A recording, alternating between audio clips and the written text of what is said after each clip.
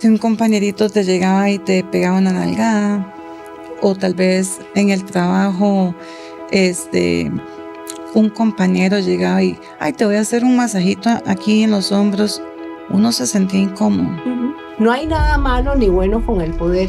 Todo depende del uso que nosotros le demos, que tengamos claro que es diferente las relaciones de poder en el mundo adulto que las relaciones de poder en el mundo entre adultos y niños, ¿verdad? Y que esas diferencias de poder tenemos que aprender a manejarlas y relevarlas y revelarlas, ¿verdad? Ese derecho como de, mira, eso no es nada, entonces empezás a verlo como normal, pero te incomoda. Claro. Entonces es el poder de llegar y decir, no, esto me incomoda, tengo que decirlo.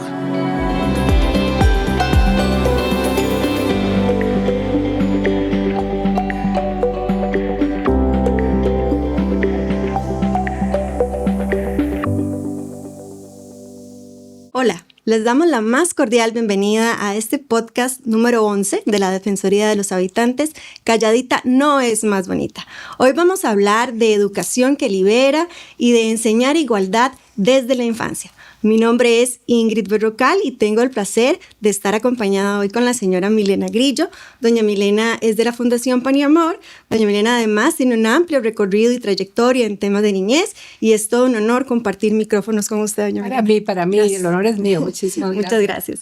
También nos acompaña Melissa Castillo. Meli es una persona muy valiente, una mujer muy valiosa que ha sido víctima de violencia de género y le agradecemos por su disposición de estar y colaborar con este proyecto hoy aquí, estar con nosotras. Gracias. Un placer. Muchas gracias, Meli. El testimonio de Melissa da cuenta de que la educación y la información son mecanismos para la prevención y la denuncia efectiva. En este episodio vamos a reflexionar sobre cómo la educación emocional, la confianza familiar, y ahí subrayo ese detalle, y la formación en igualdad desde la infancia pueden convertirse en herramientas fundamentales para prevenir la violencia de género, fortalecer la autonomía de las personas y reducir la vulnerabilidad ante relaciones abusivas y de poder. Se hace cada vez más necesario visibilizar cómo el conocimiento y el acompañamiento y la denuncia permiten transformar experiencias que han sido de violencia en procesos de empoderamiento y protección para otras personas. En este punto, y para entrar en materia, inicio consultando a doña Milena, primero aprovechando toda su experiencia.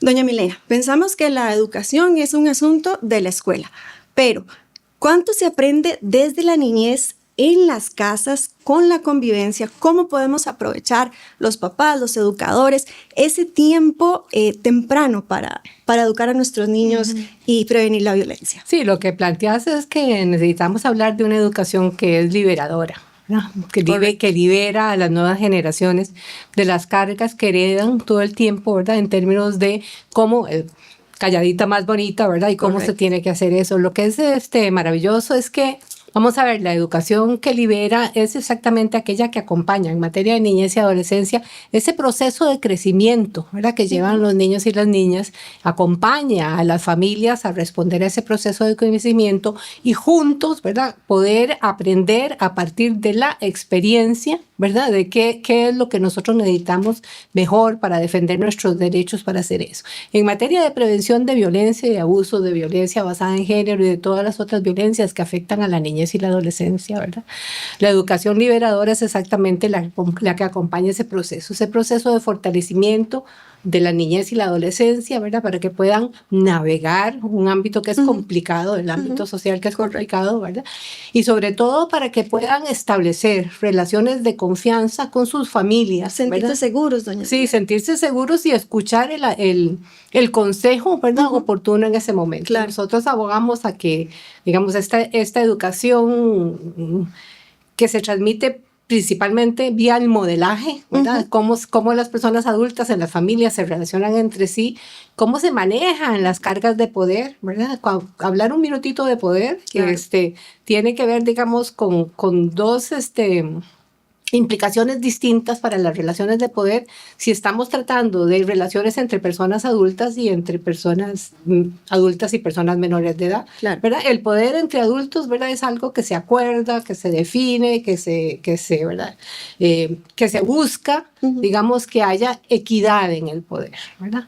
El manejo del poder con niñez y adolescencia es al contrario, ¿verdad? Es un poder que está basado en la diferencia, digamos.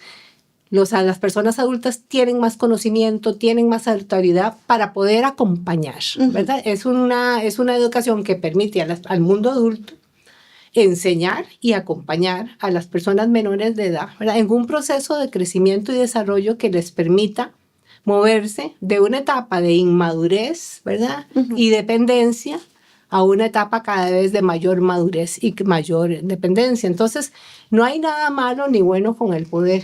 Todo depende del uso que nosotros le demos, que tengamos claro que es diferente las relaciones de poder en el mundo adulto que las relaciones de poder en el mundo entre adultos y niños, ¿verdad? Y que esas diferencias de poder tenemos que aprender a manejarlas y relevarlas y revelarlas, ¿verdad? Para poder ir cerrando los espacios a través de los cuales la violencia, ¿verdad? se coloca como una práctica aceptada en el cotidiano de las relaciones familiares. Sí, como inaceptable, siempre inaceptable la violencia. Doña Milena, y de hecho sabemos que algunas situaciones precisamente se convierten en factores que potencian esa vulnerabilidad para que otros niños sean abusados o sean, ¿verdad?, perpetúen el abuso.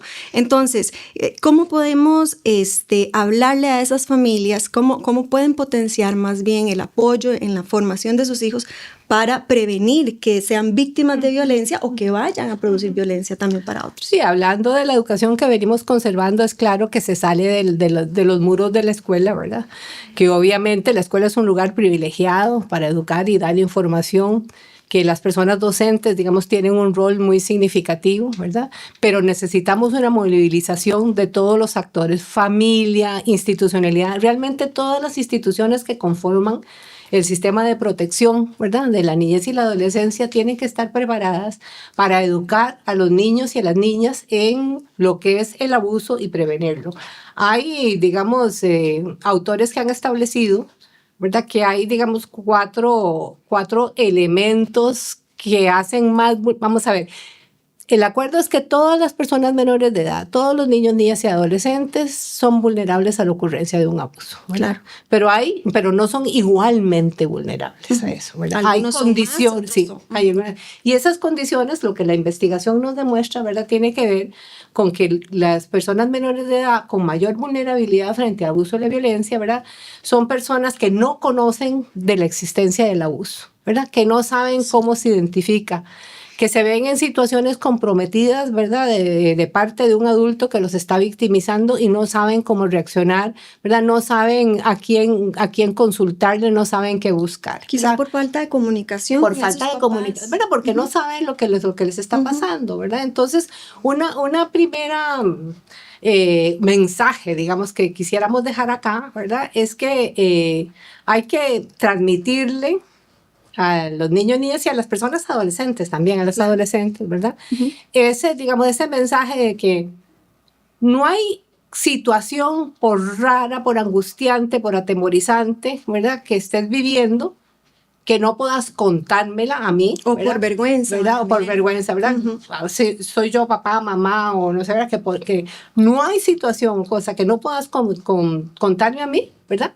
Y en la que yo pueda, para que yo pueda ayudarte y podamos resolverla juntos, ¿verdad? Entonces no hay nada, no hay entre vos y yo, entre usted, ¿verdad? Todo se conversa, todo se habla, y cualquier cosa que nos hace sentirnos inquietos, incómodos o algo así, la compartimos para resolverla juntos. Ese es el primer mensaje de la prevención. De la prevención, ¿verdad? Estamos tratando de colocar la prevención.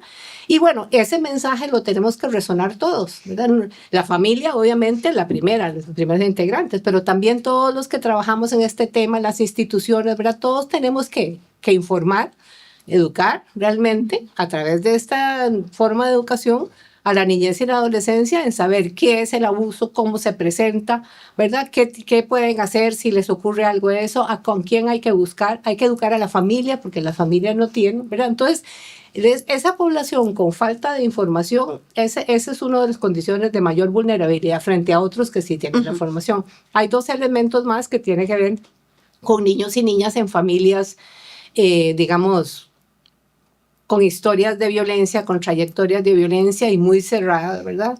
Donde realmente no se habla del abuso porque se vive todos los días, ¿verdad? Y porque más bien se trata de naturalizar para que todo ahora... Esos obviamente son poblaciones... Claro, en lugares donde se normaliza más bien la violencia. En lugares donde se normaliza la violencia, ¿verdad? Y se traslada de generación en generación, ¿verdad? Es impresionante ver, por ejemplo... Cuando ves el estudio de femicidios que tenemos en el país, ¿verdad? Desarrollado por la red feminista, ¿verdad? Es claro que en la vida de un buen número de las personas, de las mujeres que murieron por femicidio, existieron relaciones impropias en su adolescencia. Historia de violencia. Historia de violencia anterior que las lleva ahí. Entonces, poblaciones que no conocen el abuso y no conocen eso, ¿verdad? Poblaciones que viven en familias que son cerradas en eso, ¿verdad? Y poblaciones que están envueltas, expuestas más bien a riesgos adicionales a los de convivencia. Por ejemplo, la participación ahora del crimen organizado, ¿verdad? En la explotación sexual de niños, niñas y adolescentes y en la comercialización de los productos de esa explotación. Eso era algo que no teníamos nosotros como en cartel anteriormente y para lo que tenemos que prepararnos. Sí, una situación lamentablemente novedosa, pero que tenemos que enfrentar. Pero muy fuerte, ¿verdad? Conversábamos con una persona de Europol hace más o menos un año en un evento y nos decía que ya se estaba estimando que los ingresos de divisas ilícitas en razón de este tipo de actividad, ¿verdad? Solo eran superados por droga, digamos, superaban todas las otras comercializaciones ilícitas, ¿verdad? La venta de material pornográfico con niños, niñas y adolescentes y eso, ¿verdad? Entonces este último elemento es un elemento externo, los otros 2 elementos son elementos que podemos resolver a través de la educación, ¿verdad? Los niños tienen que saber absolutamente todo, tienen que saber que tienen el derecho, y ahí quiero ya dejarlo para escucharlos a ustedes, ¿verdad? Tienen que saber y estar seguros y convencidos que ellos, además de saber que hay una situación de abuso, tienen el derecho de pedir ayuda, ¿verdad? Y de que las personas adultas les ayudemos a ponernos acá, ¿verdad? Entonces, esa condición de que es una población no informada, que no conoce que tiene derecho para hacer algo y que tiene que aguantarse. Y los elementos que se dan, eso es lo que vulnerabiliza. Y por eso tenemos las estadísticas que tenemos ahora, ¿verdad? Nosotros las vemos pasar y decimos, bueno, en tal año el patronato atendió tantos, en tal año, y es ¿verdad? Es una cosa que no para de crecer sabiendo que el manejo oculto, ¿verdad? La no denuncia es prioritaria. Entonces lo que conocemos es el mínimo y está en crecimiento permanente. Sí, doña Melena, y me detengo igualmente con usted porque eso que nos contaban me da pie para hacerle otra pregunta. Precisamente estas familias que quieren cambiar de paradigma y hacer una educación y una socialización de sus hijos diferente, ¿verdad? ¿Qué le podemos decir a esas familias? ¿Dónde pueden acudir? ¿Cuál es la información que está a la mano? ¿Qué elementos hay para esas familias que quieren hacer la diferencia? Sí. Yo creo que estamos cortos, ¿verdad? Como sistema en la capacidad para dar respuesta a esa pregunta que me estás haciendo. Claro. Realmente ya ahora hay un conocimiento y una aceptación que necesitamos formar, ¿verdad? A los niños y las niñas, pero no solo a los niños y las niñas, las personas, sino a las personas adultas encargadas, ¿verdad? Porque no puede haber un traslado de responsabilidad en la persona menor de edad, que sea la que tenga la responsabilidad de reconocer que está siendo victimizado y de ver qué hace al respecto, ¿no? ¿Verdad? Si no ha tenido información para tomar decisión. decisión. Si no ha tenido información, y porque además es el rol de la persona adulta el proteger y hacer eso. Entonces, tenemos que crear, respondiéndote, tenemos que mejorar la capacidad y desde mi perspectiva, la perspectiva de Paniamor, tenemos que fortalecer el sistema de protección, ¿verdad? Porque es un sistema muy rico en términos de instituciones que participan, vincular al sistema de protección a las familias y a las comunidades, ¿verdad? Como el centro de la intervención y ponernos a trabajar juntos en todo eso. Porque nosotros tenemos un sistema de protección, digamos, que está formalmente construido, pero que no es robusto formalmente, sí, ¿verdad? Pero no está necesariamente activado, ¿verdad? Y articulado. Vamos a decir, bueno, hemos escogido que la educación liberadora, ¿verdad?, va a ser la estrategia que vamos a utilizar para empoderar a las familias, para empoderar a los niños y niñas, para ponerle un alto al abuso y la explotación y resolverlo, ¿verdad? Y entonces todas las instituciones vamos a contribuir con eso y la familia va a ser ¿verdad?, un actor más con nosotros y vamos a estar centrados en fortalecer las capacidades de las familias de proteger a sus niños y niñas y de los niños y las niñas a reconocer el abuso, ¿verdad? No a protegerse, porque los niños no pueden tener la responsabilidad de protegerse. De los niños y niñas a reconocer el abuso, ¿verdad? Contarlo a sus personas de confianza y saber que tiene el derecho de hacer eso y ser protegido frente a lo que eso genere. Claro, entonces fortalecer a la familia en información, formación, y es algo que no solo en la escuela, sino que repensar, digamos, cuál es el rol y las competencias del sistema de protección, ¿verdad? Si vamos a hablar de prevención, porque es que hay varias... No quiero seguir conversando porque vamos a tener otro rato, pero hay varias teorías que establecen diferentes estrategias, ¿verdad? Pero no logramos como aterrizarlas en la acción, ¿verdad? Lo conocemos de la investigación, lo conocemos de la teoría, pero operacionalizarlo, ¿verdad? Seguimos teniendo sistemas como tradicionales, ¿verdad? Que procesan y articulan las denuncias, pero que no se plantean, ¿verdad?, las cosas. Y necesitamos que sean sistemas que le den la bienvenida a otros actores sociales. Las familias tienen que ser el foco de la intervención si estamos hablando de familias, abuso, niñez y adolescencia, crecimiento y desarrollo, ¿verdad? Entonces, un sistema que responda a eso, ¿verdad? Que esté listo para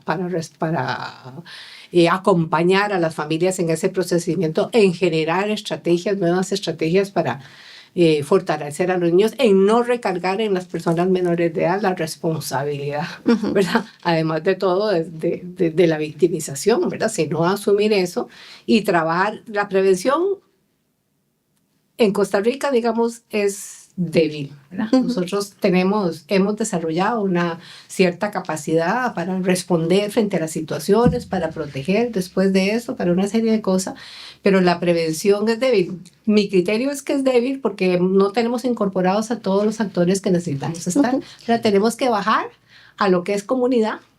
Y los números, lamentablemente. Sí, tenemos que bajar a lo que es comunidad, incorporar a las personas. Los números nos dicen que no estamos haciendo suficiente. No estamos haciendo suficiente y necesitamos más aliados, entre esos la comunidad, ¿verdad? Eso es y las realidad. Familias. Es una realidad. Muchas gracias. Bueno. Seguimos con Melissa. Conociendo, Meli, tu testimonio, nos queda hoy muy claro que hay momentos en la vida que podríamos estar en situaciones de mayor riesgo a la vulnerabilidad. En tu caso, estuviste internada en un hospital y quien se suponía tenían que darte el cuidado, el acompañamiento, el acompañamiento profesional para que te recuperaras de tu situación.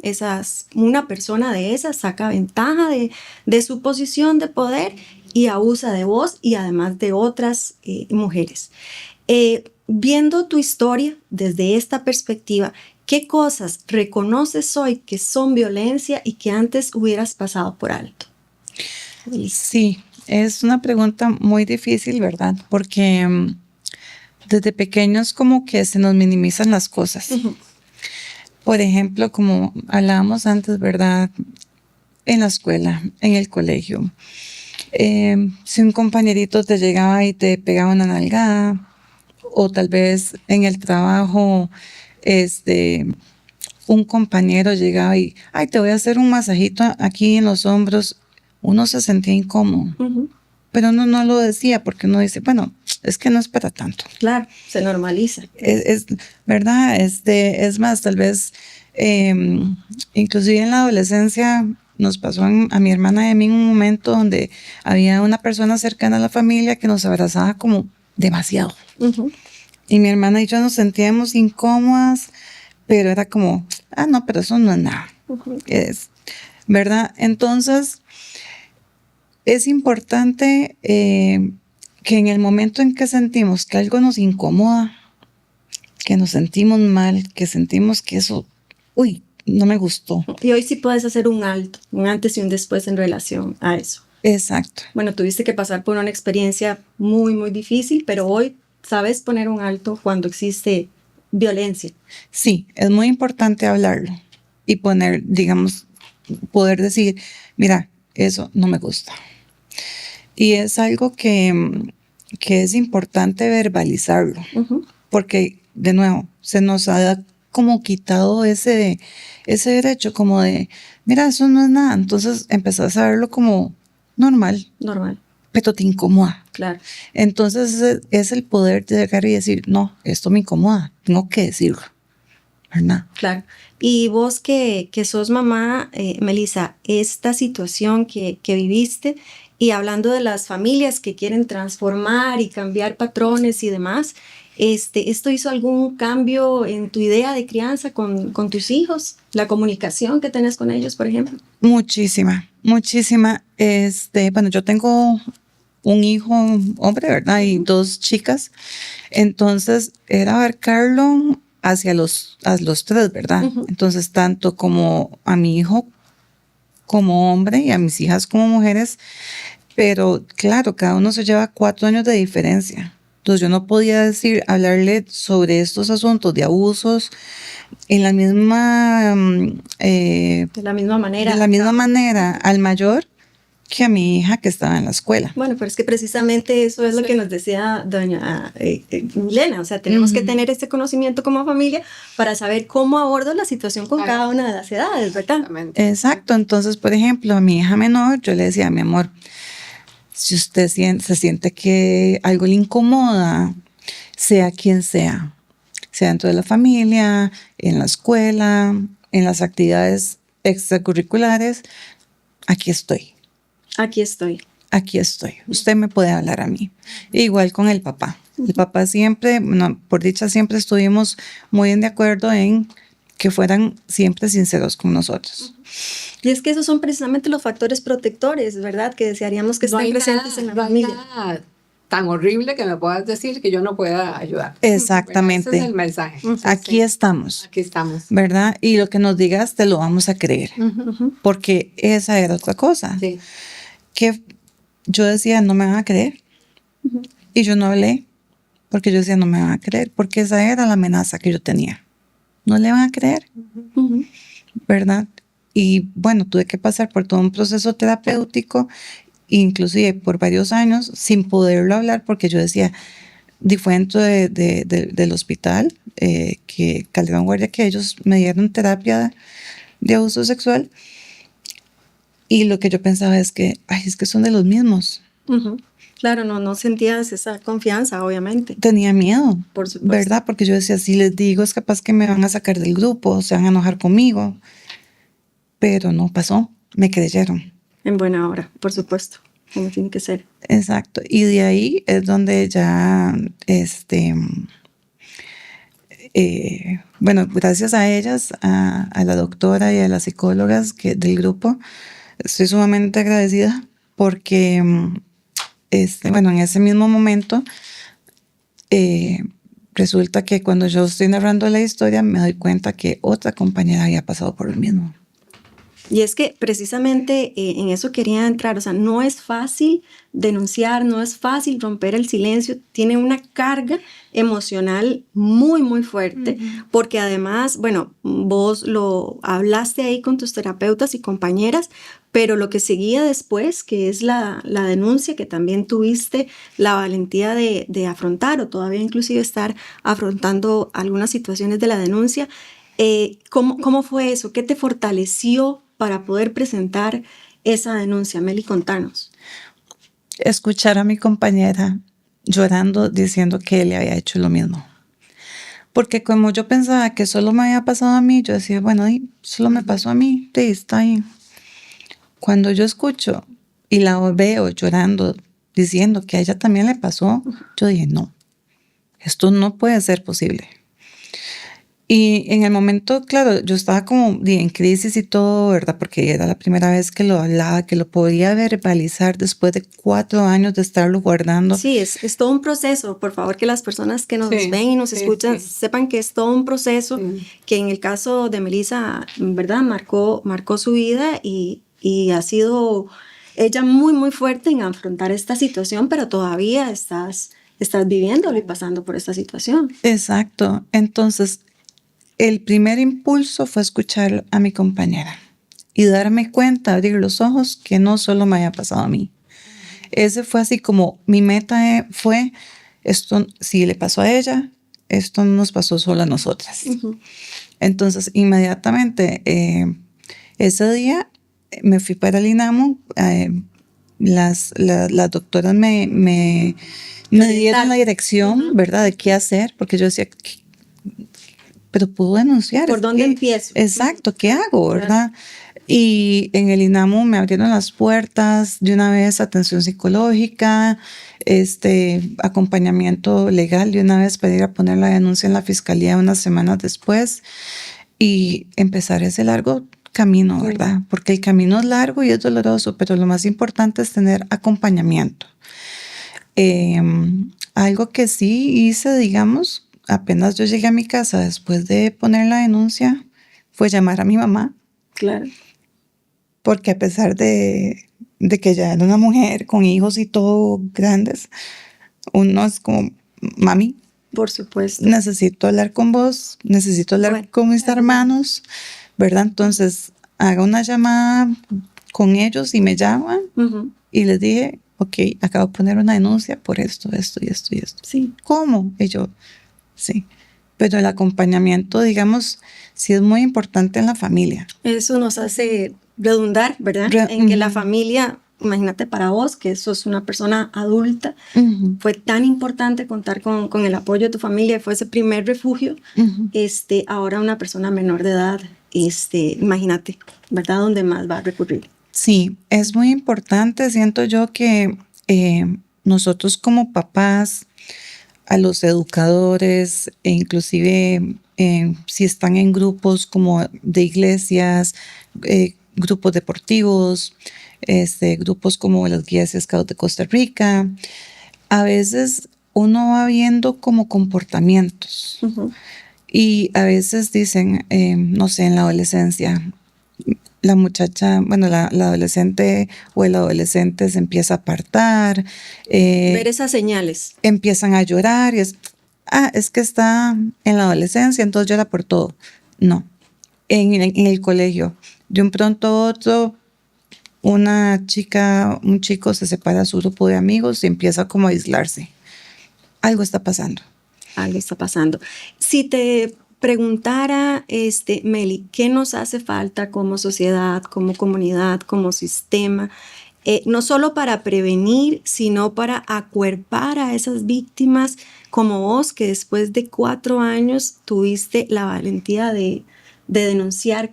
¿Qué dirías que nos hace falta? Creerles a las víctimas. Porque, digamos, cuando salió lo de la denuncia, fuimos muy atacadas. Como, es que seguro quiere plata. Es que, quién sabe. Eso, ¿por qué no se fue del lugar? Está internada. ¿Qué pasa con los chicos? No solo internada, sino que amenazada por el mismo sujeto. O sea, exacto. Como te digo, o sea, a veces hay vulnerabilidades, pero si estás internada con esas condiciones en las que vos estabas, eras muy, muy vulnerable. Sí. Entonces, sí, creerles, escucharlos, escuchar qué es lo que tienen que decir y entender algo muy importante. ¿Por qué callamos? Callamos por miedo, porque la persona que nos abusó o nos vulneró nos amenazó, porque había un factor de poder, ¿verdad? El poder está ahí atrás. Sí. Luego nos callamos porque creemos que no nos van a creer, porque de nuevo, eso es lo que nos hacen pensar. Y tercero, callamos porque no queremos lastimar a los que más amamos, ¿verdad? Porque digamos, yo no, en el momento, cuando pasó todo, yo nunca lo pude hablar porque yo pensaba, para el papá de mis hijos, yo decía, ¿cómo le voy a hacer esto?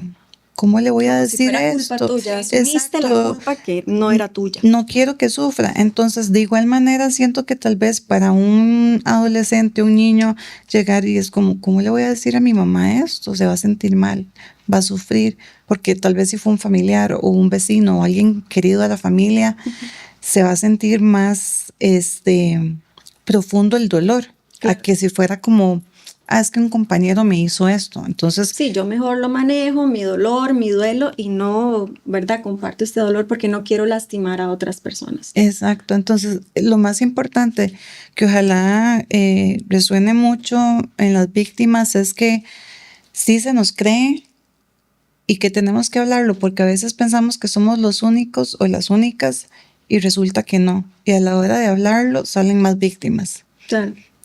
Y entonces podemos detener a esa persona y sacarla de la calle, Sí, ¿verdad? y particularmente a esa persona que ustedes detuvieron de alguna manera, a muchas otras personas ustedes están salvando de una situación Sí, de sí. abuso y violencia, porque lamentablemente con digamos, la posición de esta persona, le quedaba fácil, ¿verdad?, reclutar a sus víctimas.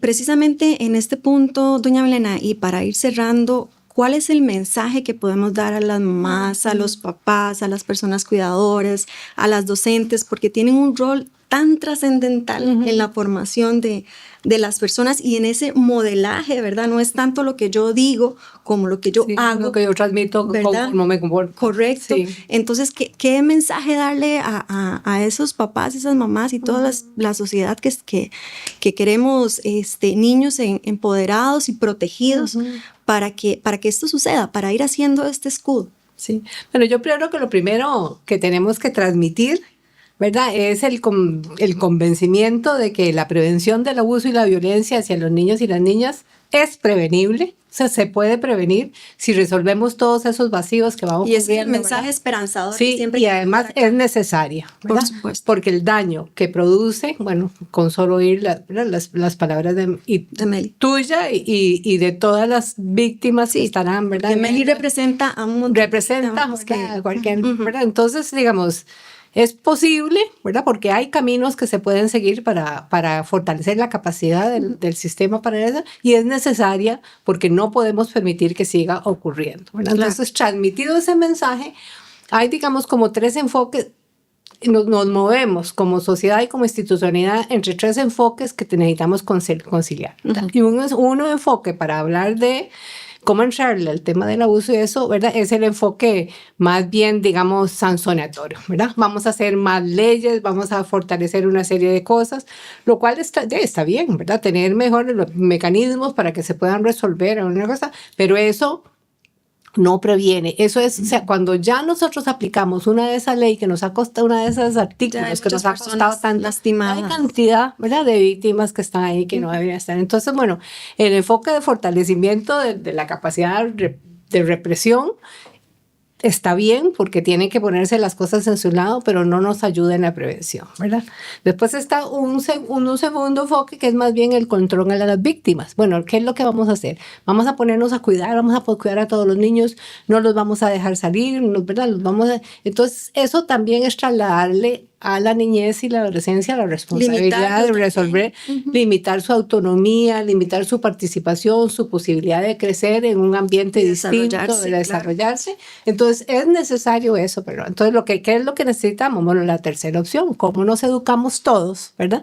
Para poder identificar, qué era lo que decía Mel, el abuso cuando ocurre desde temprano, tener los mecanismos para escuchar que eso ocurra, ¿verdad? Y antes de eso, hacer, digamos, de la educación liberadora, ¿verdad? Y en la conversa familiar con los niños, las niñas y las personas adolescentes constantes sobre qué es el abuso, cómo ocurre, ¿verdad? ¿Qué puedo hacer cuando eso? El derecho que tienen las personas menores de edad, ¿verdad? Eso mantenerlo clarísimo. En cada hogar de Costa Rica hay una claridad sobre, ¿verdad?, dónde está colocado el abuso, ¿verdad? Cómo el abuso es prevenible, si reconocemos los indicadores que presentan, ¿verdad? Y Mel nos ha compartido una cantidad de indicadores que cualquier persona que haya logrado, digamos, informarse, ¿verdad?, sobre eso puede reconocer y saber algo no está bien con ese niño, con esa niña, ese adolescente. Esto que está pasando no debe estar pasando, ¿verdad? Y lo vamos a intervenir. Inclusive uno mismo reconocerse en alguna de esas situaciones que... Claro, ¿verdad? Entonces, digamos, es como generar esa capacidad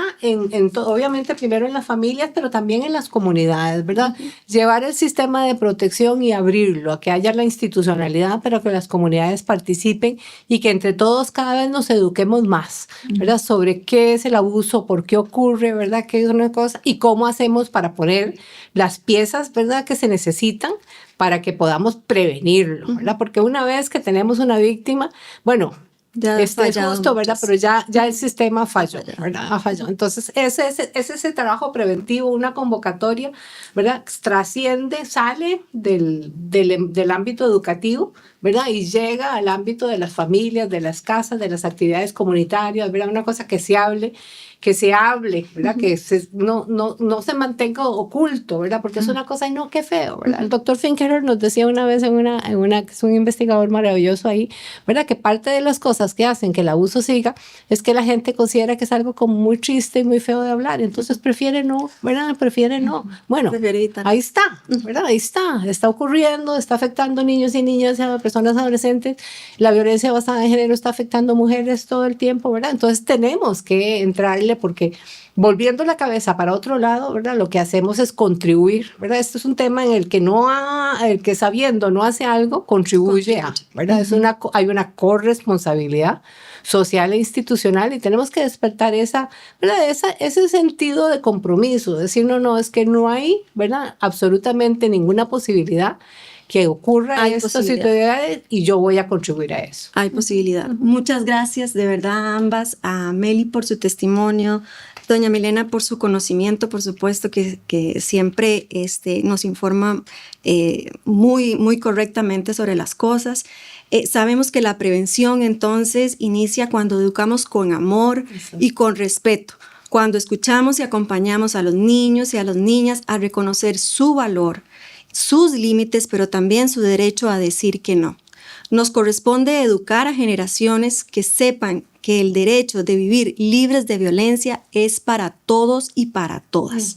Por favor, como siempre les recordamos, si están en presencia o escuchan situaciones de violencia, por favor reporte al 911. Y para recibir información y orientación, también el INAMU ofrece varias plataformas en la línea 1125 o al WhatsApp 8321-8678 o bien por medio de la aplicación EL. Si algunas de estas instituciones no responden a su solicitud, usted puede acudir a la Defensoría de los Habitantes por medio del teléfono 4085-00 o bien haciéndolo por medio del formulario en la página web www.dhr.go.cr. En nombre de todas las personas que hacen posible este podcast, les damos muchas gracias por atender nuestra llamada, por estar ahí, por prestarnos atención y por además ampliar este mensaje a otras personas que lo están necesitando. Porque recuerden que calladita no es más bonita. Gracias y hasta la próxima.